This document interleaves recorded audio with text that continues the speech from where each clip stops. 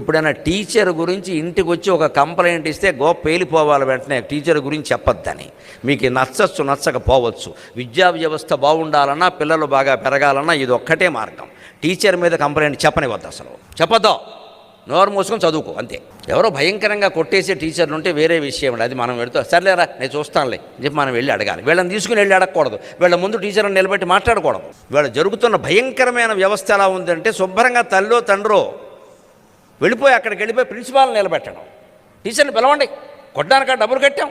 ఇలా మా నాన్న మా అమ్మ మాట్లాడకపోవడం వల్ల ఇవాళ ఇన్ని వేల మంది ముందు నేను మాట్లాడగలుగుతున్నాను. నమస్కారం మీకు అందరికీ, నమస్కారం. 6వ తరగతిలో మా మాస్టర్ ఒక ఆయన నన్ను కొడితే ఇంటికి వెళ్ళి చెబితే ఏ చెంప మీద కొట్టాడని మా నాన్నగారిని అడిగి 2వ చెంప ఆయన బగల కొట్టాడు. ఇంటికి వచ్చి చెబుతున్నావా అని. మళ్ళీ అప్పటి నుంచి ఎప్పటి వరకు ఏం చేసినా ఎవరికి చెప్పుకోలేదు, కొడతారేమో అని.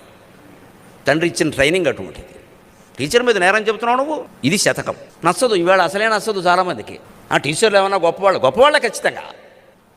మనం వీడికి నేర్పాలంటే పిల్లాడికి ఖచ్చితంగా, మన పిల్లడదే తప్పది. ఆచార్యునికి ఎదిరింపకు, టీచర్కి ఎదురు చెప్పొద్దు, లేకపోతే వ్యవస్థ నడవదండి.